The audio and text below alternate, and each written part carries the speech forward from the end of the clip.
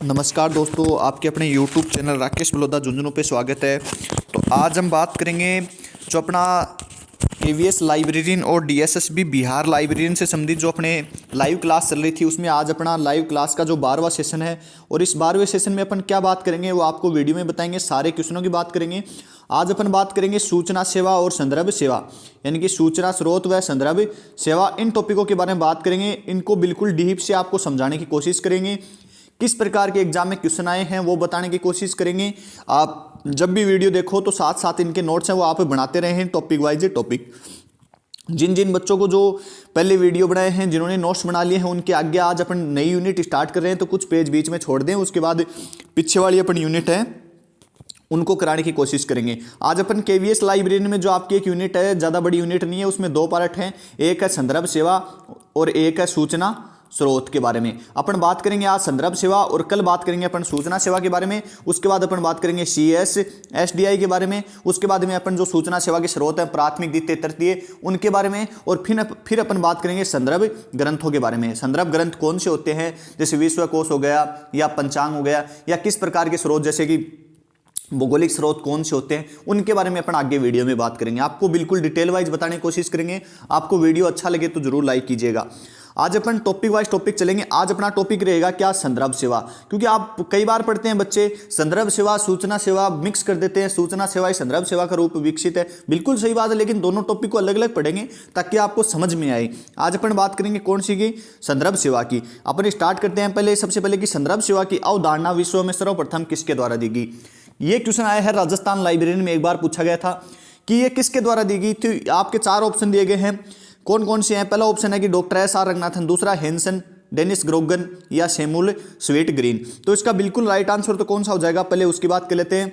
वो तो हो जाएगा कि आपका सैमुअल स्वीट ग्रीन। इसका क्या हो जाएगा, राइट आंसर हो जाएगा कि सैमुअल स्वीट ग्रीन के द्वारा सन 1876 में, इसकी सन क्या हो जाएगी, सन 1876 में किसकी अवधारणा दी गई थी, संदर्भ सेवा की अवधारणा दी गई थी। अब इसके द्वारा क्या किया गया संदर्भ सेवा में, तो इसकी अवधारणा पेश की गई। अब आपको बताते रहेंगे थोड़ा थोड़ा, यहाँ पे थोड़ा सा आपको बता देते हैं क्योंकि एग्जाम में आपके लिए पूछने लायक है। यहाँ से थोड़ा सा आपको क्या बताएं कि सबसे पहले तो अपन बात कर लेते हैं कि संदर्भ सेवा किसकी बात कर लेते हैं, संदर्भ सेवा की। इसमें थोड़ा सा लिखने में प्रॉब्लम है, संदर्भ सेवा। अब संदर्भ जो नाम है, ये संदर्भ नाम किन 2 नाम के योग से बना है, तो पहला तो हो जाएगा आपका सम, क्या हो जाएगा, सम। और दूसरा कौन सा हो जाएगा, द्रव। दूसरा कौन सा हो जाएगा, द्रव। अब बात कर लेते हैं कि संदर्भ, तो सम क्या होता है, बली प्रकार से जोड़ना। क्या होता है, बली प्रकार से, बली प्रकार से। और द्रव का मतलब क्या होता है, द्रव का मतलब होता है जोड़ना, देखना या समायोजित करना। क्या, समायोजित करना, लिख लेना इसको, समायोजित करना।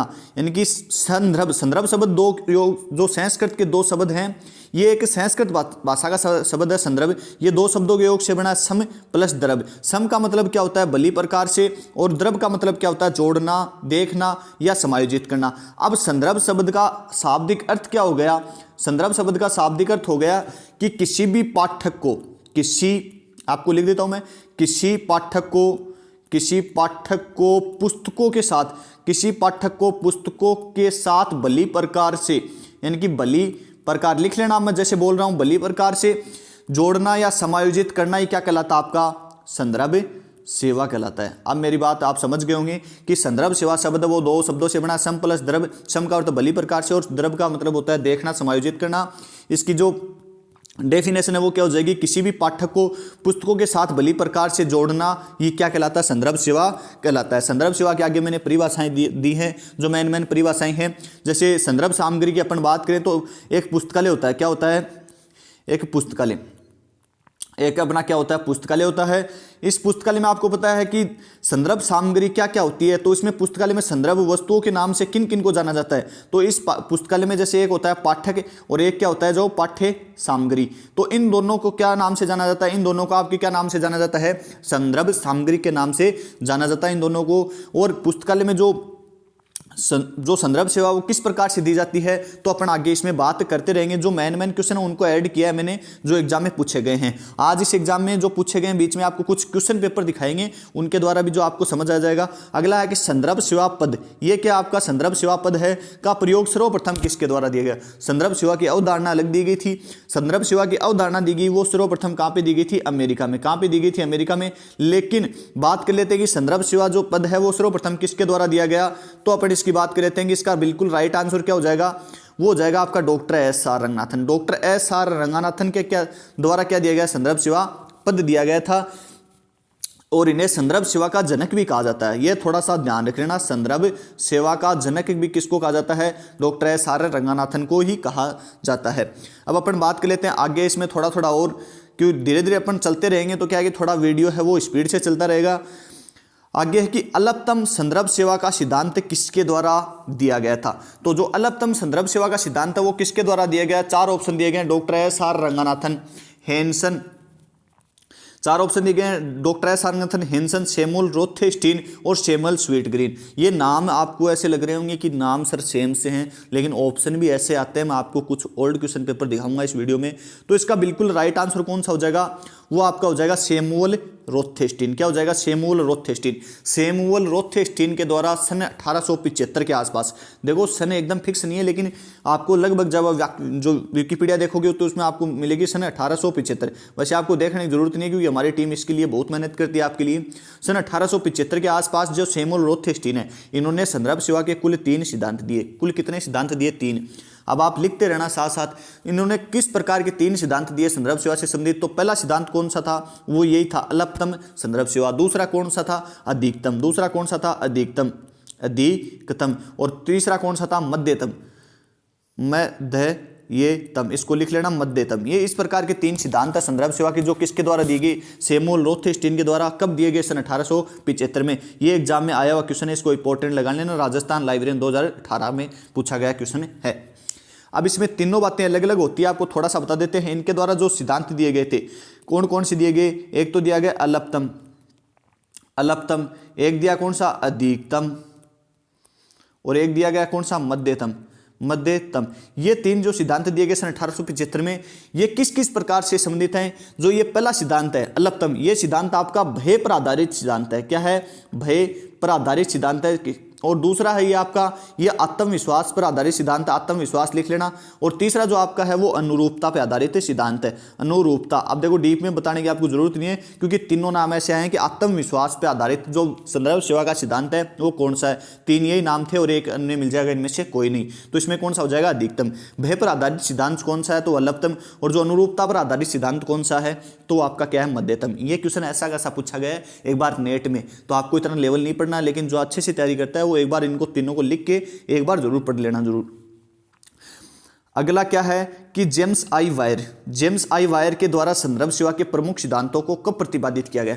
तो जेम्स आई वायर ने भी 3 सिद्धांत दिए थे, और जेम्स आई वायर ने एक बुक भी लिखी थी, वो भी बताएंगे। सन 1930 में वो बुक है वो लिखी गई थी। तो इनके द्वारा जो सिद्धांत दिए गए थे वो कब दिए गए थे, तो वो भी आपके कब दिए गए, सन 1930 में। कब दिए गए, 1930 में ही जो जेम्स आई वायर के द्वारा सिद्धांत दिए गए वो कौन कौन से थे, तो आपके पहले तो इसको लगा लेना, सन 1930। अब कौन कौन से 3 सिद्धांत थे, यहाँ पे 3 लाइनें खींच लेना। 3 सिद्धांत थे। पहला था उदार का सिद्धांत, कौन सा, उदार, अनुदार, और तीसरा कौन सा था आपका, मध्यतम का सिद्धांत। तो ये ध्यान रखना कि जो जेम्स आई वायर है, इन्होंने में संदर्भ सेवा के प्रमुख 3 सिद्धांत दिए, उदार, अनुदार और मध्यतम। कब दिए, सन 1930 में। 1930 में जेम्स आई वायर है, इन्होंने एक बुक लिखी थी। उन बुक का क्या नाम है, text book on reference work. ये लिख लेना थोड़ा सा, यहाँ पे लिखने में थोड़ा सा क्या है कि रेफरेंस वर्क। ये जो पुस्तक है जेम्स आई वायर ने लिखी सन 1930 में, ये पुस्तक एक बार एग्जाम में पूछ ली गई है, तो इसको ध्यान रखना। जेम्स आई वायर का आपको और बता देते हैं एक बात, जेम्स आई वायर हैं वो सन ALA यानी कि अमेरिकन लाइब्रेरी एसोसिएशन के जो अध्यक्ष हैं, वो भी रहे थे, अध्यक्ष के पद पर रहे थे। कब से कब तक, सन 1922 से लेकर 1924 तक ये रहे थे। जेम्स आई वायर भी क्या रहे थे, आपके ALA के पद पर अध्यक्ष भी रहे थे। अब इसके बारे में अपन अगले क्वेश्चन की बात कर लेते हैं। अगला क्वेश्चन क्या है कि व्यक्तिगत सेवा द्वारा पाठक और पुस्तक में संपर्क स्थापित करने वाली प्रक्रिया ही संदर्भ सेवा। इसमें नाम ये रहा, इधर है, थोड़ा सा छोटा कर लेते हैं इसको, कि प्रक्रिया ही संदर्भ सेवा कहलाती है। यह परिभाषा किसके द्वारा दी गई? इसमें देखो परिभाषाओं में कोई ज़्यादा अंतर नहीं मिलेगा, क्योंकि आपको पता है कि संदर्भ सेवा पाठक और पुस्तक के मध्य संपर्क स्थापित करना ही क्या होती है? संदर्भ सेवा होती है। लेकिन ये किस किस प्रकार से स्थापित किया जाए, ये तो आपको याद रखने की सीधी सीधी आपको ट्रिक बताएंगे, और ट्रिक के माध्यम से आपको याद रख लेना है कि किसी भी परिभाषा में आपको ये नाम मिले कि व्यक्तिगत सेवा, तो व्यक्तिगत सेवा मिले तो आपको आगे का नहीं पढ़ना है। आगे का आपको पता है कि पाठक और पुस्तक को जोड़ने वाली सेवाएं क्या होती है? संदर्भ सेवा होती है। तो यदि आपको व्यक्तिगत सेवा मिले तो इस पे टिक कर देना। क्या? Doctor S R Ranganathan. Doctor S R Ranganathan एकमात्र ऐसे व्यक्ति थे जिन्होंने बताया था कि व्यक्तिगत सेवा के द्वारा ही क्या है कि पाठक और पुस्तक में संपर्क स्थापित किया जा सकता है। ये बात करने वाले कौन थे? आपके डॉक्टर एस आर रंगनाथन थे। अब आगे आपको कुछ परिभाषाएं हैं, इसमें कम लगभग मैं आपको 4 परिभाषाएं बताऊंगा, और 4 से 1 पूछने की क्या रहेगी? आपकी 99% संभावना रहेगी। अगला अपना क्वेश्चन क्या है? अगला क्वेश्चन है कि एक पुस्तकालय में संदर्भ सेवा, इसमें थोड़ा सा सही कर लेना, एक पुस्तकालय में संदर्भ सेवा का, इसमें कर लेना संदर्भ सेवा का वही कार्य, संदर्भ सेवा इसको काट देना, संदर्भ सेवा वही कार्य करती है जो फौज के लिए एक गुप्तचर या बुद्धिमत्ता करती है। इसको टिक लगा लेना वैसे ऊपर, एक फौज के लिए गुप्तचर या जो बुद्धिमत्ता करती है। ये परिभाषा किसके द्वारा दी गई? एक बार पूछी गई है नेट में 2014-15 के आसपास, शायद ध्यान नहीं होगा लेकिन इसके आसपास पूछी गई है। तो ये एक परिभाषा किसके द्वारा आपको दी गई थी? तो ये 4 ऑप्शन दिए गए हैं, doctor S R Ranganathan, nice short, Grogan और सेमुअल स्वीट ग्रीन। तो सबसे पहले तो इसको क्या है कि सही कर लेना। ऑप्शन में थोड़ा सा आपका दिक्कत है, प्रिंटिंग सही नहीं हुआ, यहाँ पे प्रिंटिंग है वो आपकी सही नहीं है। इसका बिल्कुल राइट आंसर हो जाएगा लुइस सोर्स। क्या हो जाएगा? लुइस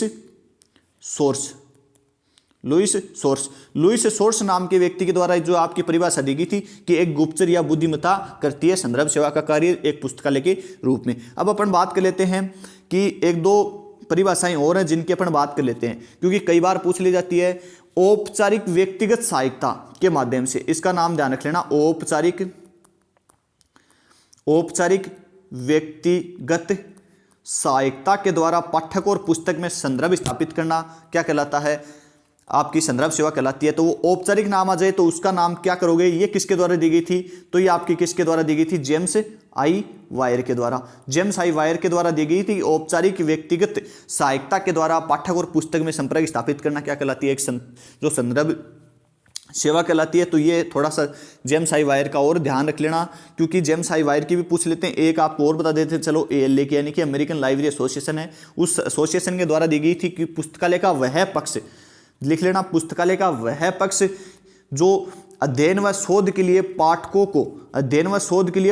को उनकी जो पाठ्य सामग्री होती है उस पाठ्य सामग्री की सहायता से ही उनको क्या देना? संदर्भ सेवा देना क्या कहलाती है? संदर्भ सेवा कहलाती है। लेकिन ये पूछी नहीं गई है, उसको छोड़ देना, कोई ज़्यादा इतनी इंपॉर्टेंट नहीं है। लेकिन ऊपर वाली 3 है उनको थोड़ा ध्यान में रखना, खासकर डॉक्टर एस आर रंगनाथन वाली। इसमें अगला क्वेश्चन क्या है कि एक पुस्तकालय में संदर्भ सेवा की आवश्यकता निम्न किन कारणों के कारण महसूस की गई? क्योंकि आपको पता है कि एक पुस्तकालय होगा, वो पुस्तकालय में क्या होंगे? आपके पाठक होंगे, और पाठकों के लिए उनको क्या है कि उनके प्रश्नों को क्या देना? जवाब देना ही संदर्भ सेवा कहलाती है। आपको पता है कि जो पाठ्य सामग्री है, मैंने आपको ऊपर बताया भी, जो पाठ्य सामग्री है उस पाठ्य सामग्री में से ही उस पाठक की जो समस्याओं का क्या करना? समाधान करना, और वो समाधान करना ही क्या कहलाता है? आपका संदर्भ सेवा कहलाती है। और संदर्भ सेवा के लिए एक संदर्भ लाइब्रेरियन की नियुक्ति की जाती है, वो मैं आगे बताऊंगा। क्योंकि आपको पता है कि सही पुस्तक चुनने के लिए आपकी सबसे बड़ी जो आपको पता है कि पाठक की सही पुस्तक, एक पुस्तकालय में सही पुस्तक, एक बार आया हुआ क्वेश्चन है, सही पुस्तक चुनने के लिए सर्वाधिक जो महत्वपूर्ण होती है वो आपकी क्या होती है? संदर्भ सेवा होती है। क्योंकि संदर्भ सेवा की आवश्यकता एक पाठक को सही पुस्तक चुनने के लिए भी जरूरी होती है कि पाठक को सही पुस्तक चुनने में यदि प्रॉब्लम आ रही है तो वो किसकी सहायता ले सकता है? एक संदर्भ लाइब्रेरियन की सहायता ले सकता है। क्योंकि संदर्भ विभाग की स्थापना किसी भी प्रकार का, चाहे पुस्तकालय हो, चाहे वो शैक्षणिक पुस्तकालय हो, चाहे वो विशिष्ट पुस्तकालय हो, चाहे वो आपका सार्वजनिक पुस्तकालय हो, प्रत्येक पुस्तकालय में उसकी स्थापना की जाती है। अब अपन अगले इस क्वेश्चन की बात करें, किन कारणों के कारण महसूस की गई? जितने भी कारण है सारे लिख लेना टॉपिक के रूप में, कि सूचना विस्फोट के कारण महसूस की गई, सूचना संप्रेषण के कारण भी महसूस की गई। इन सभी कारणों के कारण क्या की गई कि संदर्भ पुस्तकालय में संदर्भ सहायता दी जानी चाहिए। सूचना का जो प्रसारण हुआ इसके कारण संदर्भ सहायता की आवश्यकता पड़ी। अनुसंधान उसके उत्तरोत्तर वृद्धि के कारण समय की बचत हो, इसलिए क्या कि किसी भी पाठक को क्या देनी चाहिए, संदर्भ सेवा देनी चाहिए। पाठक को तक शीघ्र पुस्तकें पहुंचाने के कारण भी क्या देनी चाहिए, उसे संदर्भ सेवा देनी चाहिए। इस ये पॉइंट मैंने आपको थोड़ा सा बता दिया घुमा फिरा के कि पाठक को क्या है कि पाठक, इसको पाठक कर लेना, पाठ नहीं है, पाठक तक यानी कि पाठ सही पुस्तक को चुनने में पाठक की सहायता करता कौन है, संदर्भ सेवा की आवश्यकता पड़ती है, संदर्भ लाइब्रेरियन। अब आगे आया क्वेश्चन एक महत्वपूर्ण, डॉक्टर एस आर रंगनाथन के द्वारा संदर्भ सेवा को कितने भागों में विभाजित किया गया है। क्योंकि जो डॉक्टर एस आर रंगनाथन है इन्होंने संदर्भ सेवा में बहुत अच्छा कार्य किया और इनके द्वारा जो संदर्भ सेवा है उसको कितने भागों में विभाजित किया गया। कई बार एग्जाम में क्वेश्चन आया है और इतनी डीप लेवल तक क्वेश्चन पूछ लिया जाता है कि कई बच्चे सोचते हैं सर ऐसा भी क्वेश्चन आ सकता है क्या। बिल्कुल ऐसा भी क्वेश्चन आ सकता है, तो इस प्रकार के क्वेश्चनों को थोड़ा सा ध्यान रखें। तो अपन इसमें साथ साथ जो एक बार वीडियो आपके लिए कुछ टाइम के लिए थोड़ा सा ऑफ हो गया था, तो अपन इसमें बात कर लेते हैं कि जो संदर्भ सेवा है वो कितने भागों में विभाजित की गई। तो उसका बिल्कुल राइट आंसर हो जाएगा कितना, 2। कितना हो जाएगा, 2 हो जाएगा। 2 में कौन कौन से हो जाएंगे, इनको पहले तो लिख लेना हिंदी में, बाद में लिख लेना क्या आप इंग्लिश में, क्योंकि संदर्भ सेवा आपके टॉपिक में दिया है केवीएस और डीएसएसबी दोनों के, और 100% यहाँ से क्वेश्चन आएगा। तो इसकी बात कर लेंगे कि संदर्भ सेवा ने डॉक्टर एस आर रंगनाथन ने 2 भागों में बांटा। कौन सी हो जाएगी, त्वरित, कौन सी हो जाएगी, त्वरित संदर्भ सेवा, त्वरित संदर्भ सेवा। और अगला कौन सा हो जाएगा, वो हो जाएगा दीर्घकालीन संदर्भ सेवा। इसको लिख लेना, थोड़ा सा क्या है कि लिखने में ये थोड़ी प्रॉब्लम आ रही है। तो 2 प्रकार की डॉक्टर एस आर रंगनाथन ने संदर्भ सेवा कितने भागों में विभाजित किया, 2 भागों में। पहली कौन सी है, त्वरित संदर्भ सेवा, दीर्घकालीन संदर्भ सेवा। इन दोनों के अलग अलग नाम है, क्योंकि आपको पेपर देखोगे तो पेपर में आपको समझ आ जाएगा। इनके दोनों के अलग अलग नाम हैं। जो ये 2 भाग हैं इनके दूसरे 2 नाम लिख लेने हैं। त्वरित संदर्भ सेवा को प्रस्तुत संदर्भ सेवा भी कहते हैं। क्या नाम कहें, प्रस्तुत संदर्भ सेवा भी कहते हैं। और इसको दीर्घकालीन को क्या कहते हैं, व्यापक संदर्भ सेवा भी कहते हैं। और इसको इंग्लिश में बोलेंगे तो इसको बोलेंगे रेडी रेफरेंस सर्विस, और इसको दीर्घकालीन को बोलेंगे तो लॉन्ग रेंज रेफरेंस सर्विस। तो ये आपको जब भी पेपर करो तो इनको ध्यान रखना है। इनके 2 नाम है, त्वरित संदर्भ सेवा, प्रस्तुत संदर्भ सेवा और रेडी रेफरेंस सर्विस। और दीर्घकालीन संदर्भ सेवा, व्यापक संदर्भ सेवा और लॉन्ग रेंज संदर्भ सेवा, ये एक ही नाम है तीनों, तो इनको ध्यान रखना है। अगला एक क्वेश्चन है जो एग्जाम में बार बार आ रहा है, किसी भी प्रकार के एग्जाम हो, पंचांग एक किस प्रकार का संदर्भ सेवा स्रोत है। क्योंकि संदर्भ सेवा स्रोत जितने भी हैं मैं आपको सारे बताऊंगा, लेकिन ये क्वेश्चन बार बार एग्जाम में पूछा जा रहा है कि जो पंचांग है वो किस प्रकार का संदर्भ सेवा स्रोत है। तो इसका बिल्कुल राइट आंसर कौन सा हो जाएगा, वो एक त्वरित संदर्भ सेवा स्रोत है। यानी कि देखते ही किया है कि किसी भी प्रकार का एक क्षण भर मात्र में दी जाने वाली सेवा कौन सी होती है, आपकी त्वरित संदर्भ सेवा होती है।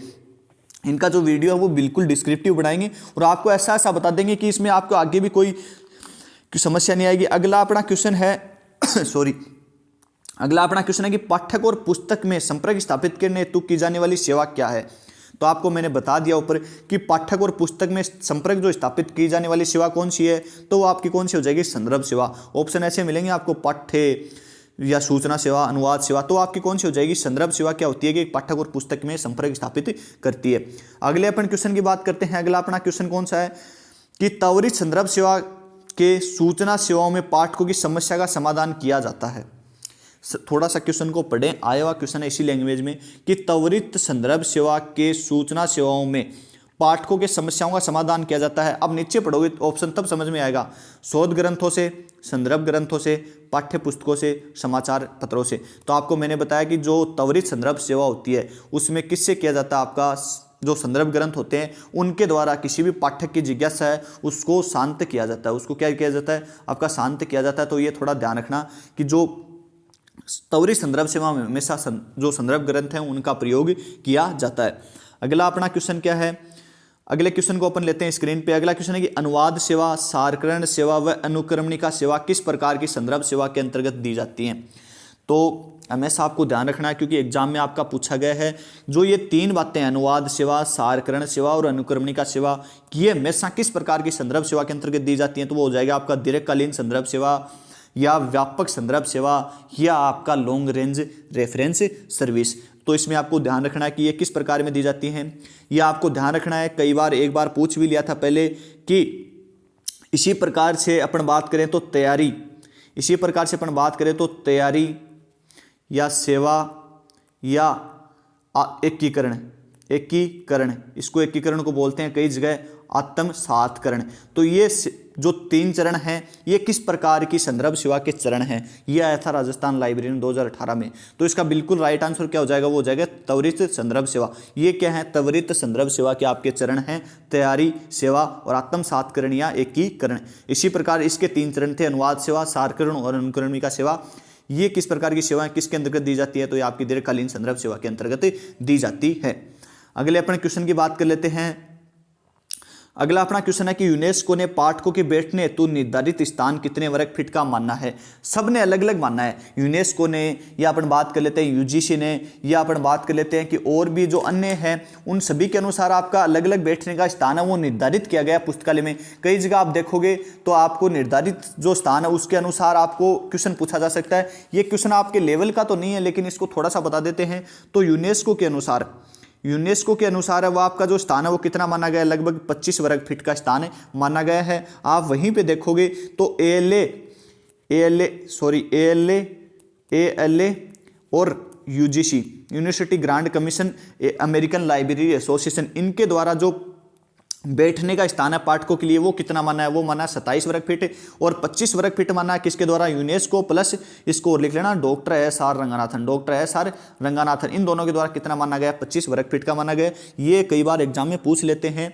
अगला अपना क्वेश्चन है, आया हुआ क्वेश्चन है यूजीसी नेट में टेलीफोन किस प्रकार के पुस्तकालयों में के लिए आवश्यक माना जाता है। यह भी है कि संदर्भ ग्रंथ का क्या है, संदर्भ सेवा का एक प्रारूप माना जाता है, संदर्भ सेवा का एक प्रारूप माना जाता है टेलीफोन भी। और ये किस प्रकार के पुस्तकालय में लिया जाता है, तो ये सार्वजनिक पुस्तकालय में आपका प्रयोग किया जाता है टेलीफोन का।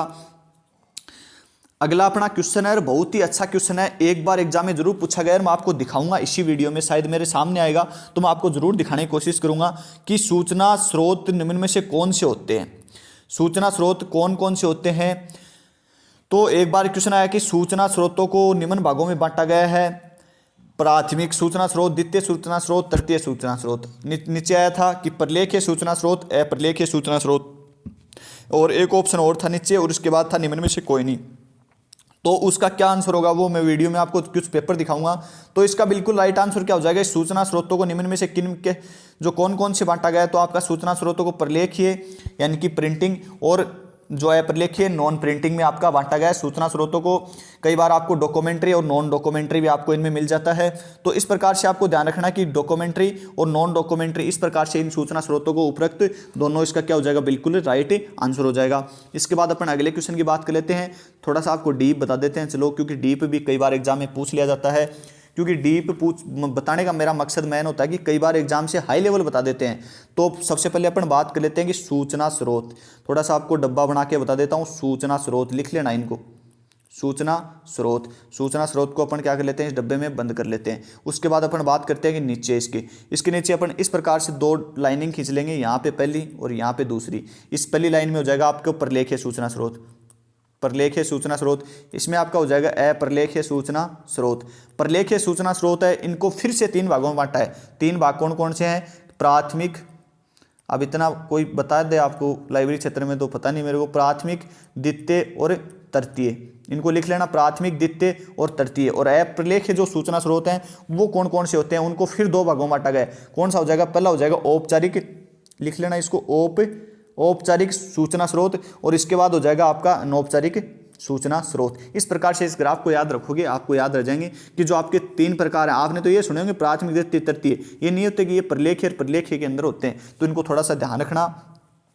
लेकिन डॉक्टर एस.आर. रंगानाथन ने भी 4 श्रेणियों में क्या किया था, इन सूचना स्रोतों को क्या विभाजित किया था। वो 4 श्रेणियां कौन सी होती हैं वो आपको अगले वीडियो में बता देंगे। अगला कौन सा है कि डॉक्टर एस.आर. रंगानाथन के अनुसार कितने पाठकों को एक संदर्भ सहायक की नियुक्ति करनी चाहिए। आया हुआ क्वेश्चन है भाई, इंपॉर्टेंट क्वेश्चन है, लिख लेना। तो डॉक्टर एस.आर. रंगानाथन के अनुसार कितने पाठकों पे की जानी चाहिए, तो वो आपका टोटल हो जाएगा 50 पाठकों पे क्या होना चाहिए, एक संदर्भ सहायक होना चाहिए। लेकिन यदि ये पूछ ले कि डॉक्टर एस.आर. रंगनाथन के अनुसार एक दिन में कितने पाठकों को संदर्भ सेवा प्रदान करनी चाहिए, एक दिन में कितने पाठकों को संदर्भ सेवा प्रदान करनी चाहिए, तो उसका राइट आंसर हो जाएगा 10 से 12 पाठकों को संदर्भ सेवा प्रदान की जानी चाहिए। ये क्वेश्चन है कि पुस्तकालय में आने वाले नए पाठकों को पुस्तकालय दीक्षा, इसको लिख लेना, पुस्तकालय दीक्षा भी बोलते हैं। वैसे पुस्तकालय का कार्य पुस्तकालय के किस विभाग के द्वारा किया जाता है, यानी कि पुस्तकालय दीक्षा कार्य पुस्तकालय का किस विभाग के द्वारा किया जाता है, तो 4 ऑप्शन दिए गए हैं आपके। 4 ऑप्शन में पहला ऑप्शन है कि अर्जन विभाग या आदान प्रदान विभाग, संदर्भ विभाग या संरक्षण विभाग। तो इसका बिल्कुल राइट आंसर कौन सा हो जाएगा, वो हो जाएगा आपका संदर्भ विभाग। ये क्वेश्चन मैं आपको अभी जस्ट दिखा देता हूं, इसीलिए मैं बोलता हूं आपको बार बार कि प्रीवियस ईयर क्वेश्चन पेपर है वो पढ़ने चाहिए। हमारी टीम है वो आपको previous year question paper provide कराती है, सारे केवीएस के, NVS, DSSB, RMSSB, RPSC, ISRO librarian, ROE librarian या जितने भी हैं, एमपीपीएस लाइब्रेरियन, पंजाब लाइब्रेरियन, या बिहार में एक बार एग्जाम हुई थी इंट्रेंस एग्जाम जो लाइब्रेरियन से संबंधित हुई थी, तो उनके सभी भी जितने लाइब्रेरियन के एग्जाम हैं उन सभी के पेपर आपको प्रोवाइड कराती है, लगभग 2500 क्वेश्चन के आसपास। इसके अलावा लगभग 3000 क्वेश्चन आपको मोस्ट इंपॉर्टेंट प्रोवाइड कराती है, 3000 से भी ज्यादा ही है। तो इस प्रकार से आपको क्या कि टोटल 5500 क्वेश्चन है वो हमारी टीम प्रोवाइड कराती है। मात्र 199 रुपये का उसका पेमेंट रहता है, 199 रुपये आप पेमेंट करोगे, आपको जस्ट है वो पीडीएफ है वो हमारी टीम के द्वारा सेंड कर दी जाएगी। किस प्रकार की जो पीडीएफ होगी मैं आपको थोड़ा सा इस वीडियो में दिखा देता हूं। आप इधर इस जो पीडीएफ है इसको देख सकते हो, और जो क्वेश्चन मैं आपको बता रहा था वो क्वेश्चन भी आपको थोड़ा सा दिखा देते हैं ताकि आपको क्या है कि समझ आ जाए।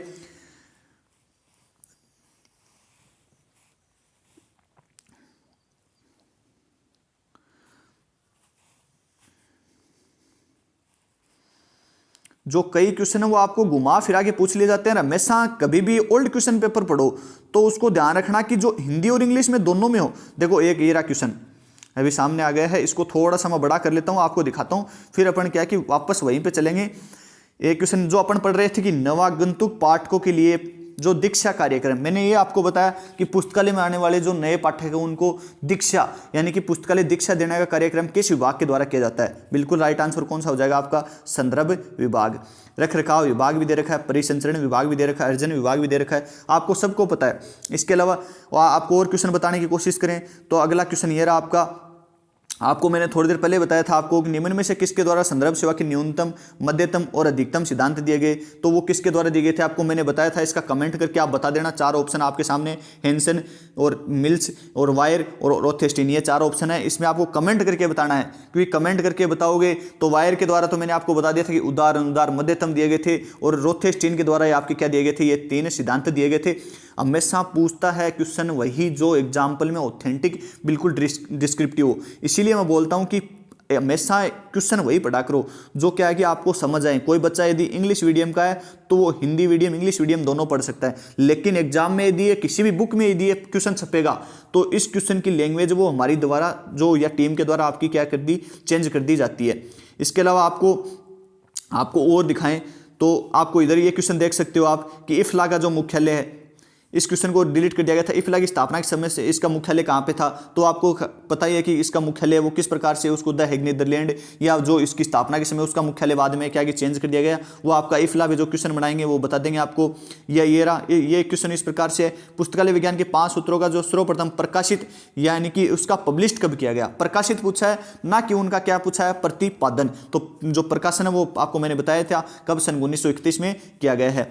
या यह क्वेश्चन है कि लेखन प्रणाली का आविष्कार, तो लेखन प्रणाली का आविष्कार आपको पता है कब हुआ था, सन 1500 से पहले हुआ था। और उन पुस्तकों को क्या बोलते थे आपको पता है कि 1500 से पहले हुआ, और उन पुस्तकों जो किसके द्वारा किया गया था, तो आपको पता है कि प्राचीन मिस्रवासियों के द्वारा जो उनका आविष्कार वो किया गया था। उनको बोलते भी थे कि इनकनुबुला, 1500 से जो पहले पुस्तकें छपी थी उनको बोलते थे इनकनुबुला, ऐसे कुछ उन पुस्तकों को बोलते थे जो मिस्रवासियों के द्वारा क्या की गई थी, आविष्कार किया गया था। यानी कि पहले सीधी बात यह आएगी, पन्ना पर जो पत्ता होता वह पत्ता पर लिखता, जो पेड़ के पत्ते होते थे उन पे लिखते थे, उनको क्या बोलते थे, इनकनुबुला बोलते थे। जो 1500 AD से पहले छपी पुस्तकें हैं उनको क्या बोलते हैं, इनकनुबुला बोलते हैं। और वो कभी तो इस प्रकार के जो क्वेश्चन है वो आपको देखने को मिल जाएंगे हमारी पीडीएफ में। इस पीडीएफ में आप और भी देख सकते हो, ये यहाँ पे दिया रखा है कि द्विबिंदु वर्गीकरण पद्धति का प्रथम संस्करण, तो मैंने आपको बार बार बताया रहा 1933, 39, 50, 52, तो ये सारा रट लियो, जितना भी थारा रट्टे जहाँ बयान रट लियो सारा।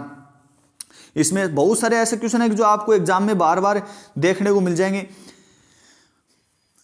और इसमें बहुत सारे मैन क्वेश्चन होंगे। इसमें इंटरनेट सर्वर ब्राउजर क्या है, स्पेस जो क्या है, इनमें से कौन सा इनपुट डिवाइस है, तो ये सारे क्वेश्चन आपको हमारी टीम प्रोवाइड कराती है। बहुत अच्छे क्वेश्चन होगा। जो यहाँ पे जो मैं क्वेश्चन बता रहा था वही तो नहीं है शायद,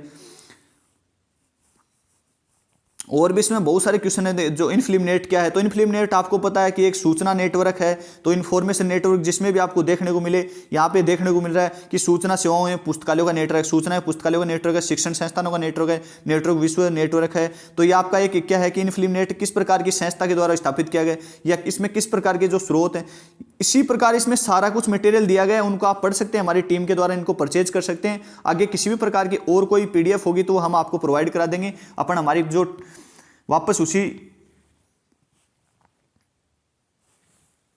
पीडीएफ पे आते हैं और आपको और क्वेश्चन है उनको बारे में आपको जरूर बताते हैं। ये आपको मैंने बता दिया था, ये आपको बता दिया था। ये क्या है कि भारत में संदर्भ सेवा, भारत में संदर्भ सेवा का सर्वप्रथम जो प्रारंभ है वो किसके द्वारा किया गया? तो वो डॉक्टर S.R. रंगनाथन के द्वारा किया गया। कब? सन 1937 में। कब? सन 1937 में। इसको ध्यान रखना है, 1937 को भी। आगे के क्वेश्चन है नहीं, आज की टीम के द्वारा इतने क्वेश्चन बनाए गए थे। तो यदि आपको हमारे old question paper plus most important question लेने हैं तो इस नंबर के व्हाट्सएप पे आप संपर्क कर सकते हो, इस नंबर के कॉलिंग नंबर पे आप संपर्क कर सकते हो, और किसी भी प्रकार की आपको सूचना चाहिए तो आप हमसे संपर्क कर सकते हो। जय हिंद, जय भारत।